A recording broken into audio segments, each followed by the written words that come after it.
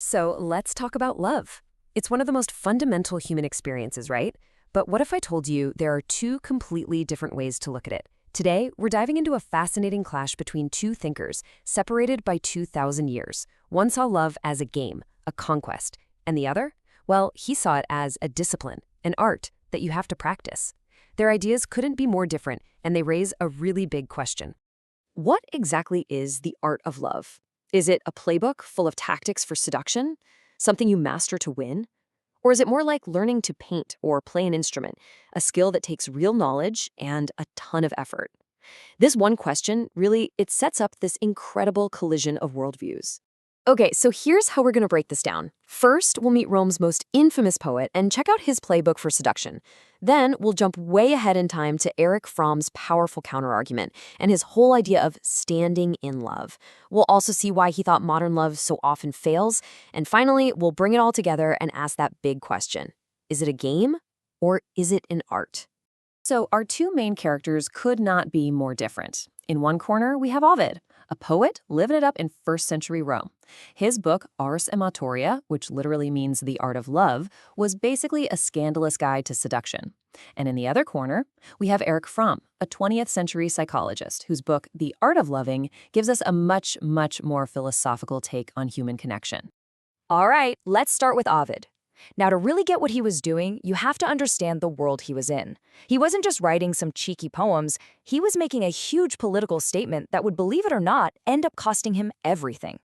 To really feel the shockwaves this book created, you gotta picture the scene. The Emperor Augustus is in charge, and he's on this big crusade to clean up what he sees as Rome's moral decay. He's passing these super strict laws to promote marriage and punish adultery.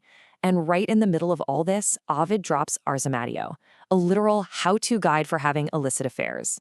I mean, it was a massive slap in the face to the emperor. And sure enough, in 8 CE, Augustus had had enough and exiled him for it.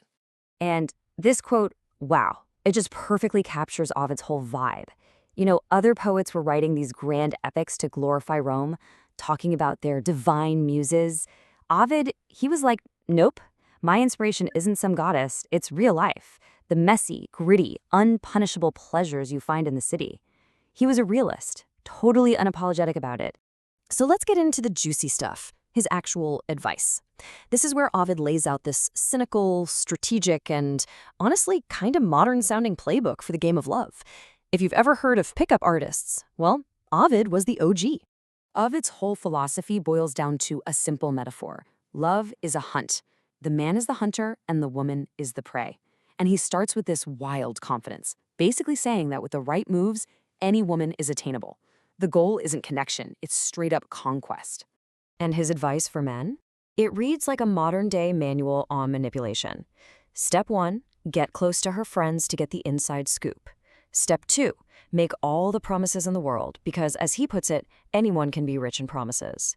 He even says you should fake tears if you need to, maybe by dabbing your eyes with a wet hand. And finally, if she says no, he advises being aggressive because, in his mind, she wants herself to be conquered. Pretty wild stuff. Now, you might think his advice for women would be different, but nope. It's all part of the same strategic game. He tells them to dangle their bait in public, to seem all refined and cultured, and definitely to use jealousy to keep a man interested. And if you're not feeling it, he literally says to fake it. For Ovid, love is a performance, no matter which side you're on. Okay, let's just take a deep breath. And now let's fast forward 2,000 years to Erich Fromm, who looked at this entire way of thinking and offered a completely radical alternative. Fromm just comes in and flips the whole table. He starts with a fundamentally different question. He asks, is love an art, something you have to learn and practice, or is it just this nice feeling you get lucky and stumble into? And he argues that while most of us secretly believe it's just luck, his entire philosophy is built on the idea that love isn't something you find, it's something you do. So, according to Fromm, we all tend to get love wrong because we make two huge mistakes. First, we get obsessed with being loved, trying to be attractive or successful or funny enough. And second, we fixate on finding the perfect object, the right person. Fromm says that's totally backwards. The real work, the real problem, is developing our own ability to love in the first place. And this brings us to one of his most powerful ideas. The huge difference between that initial head-over-heels rush of romance and the disciplined, day-in, day-out practice of a real, lasting relationship. And this right here is such a crucial insight from Fromm. He says that that crazy, intense feeling of falling in love isn't necessarily proof of how strong your love is. A lot of the time, it's actually just a measure of how lonely you were before you met that person. It's a powerful escape for sure, but it isn't the final destination. So he makes this brilliant distinction between falling in love and standing in love.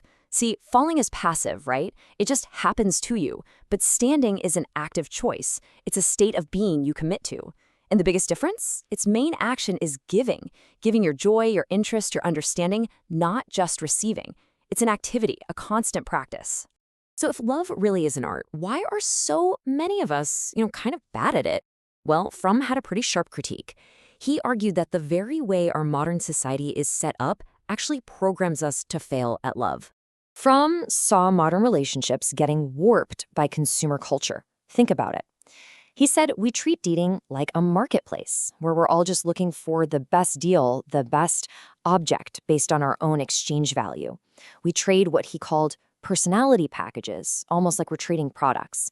We form efficient teams, and we even create this thing he called an egoism a deux, an egoism for two, where a couple teams up against the whole world, and we mistake that little alliance for real intimacy. It's basically the original critique of #couple goals, where the relationship is more about the brand than the connection. So this brings us right back to where we started, to this central conflict. We have two powerful, compelling, and totally opposite ways of looking at love. Let's just put them side by side. For Ovid, the goal is conquest. The method is deception. The focus is on the other person, getting them, and the primary action is taking. For Fromm, the goal is connection. The method is practice and effort. The focus is on you, on your own capacity to love, and the primary action is giving. It's a night and day difference. Okay, so if you're buying what Fromm is selling, how do you actually practice this art of loving? He says it requires real discipline. First, you have to work to overcome your own narcissism, to see people for who they really are, not just for what they can do for you. Second, you have to have the courage and the faith to be vulnerable and take risks. And third, you have to be active. Love isn't a passive feeling, it's a constant state of concern and care for another person. And that brings us to the final question, the one that's been debated for 2,000 years, and the one I want to leave with you. When you look at your own life, at your own relationships, past and present, which model do you see? Is love a strategic game you're trying to win? Or is it a difficult, demanding, but maybe, just maybe, an incredibly rewarding art that you're trying to practice?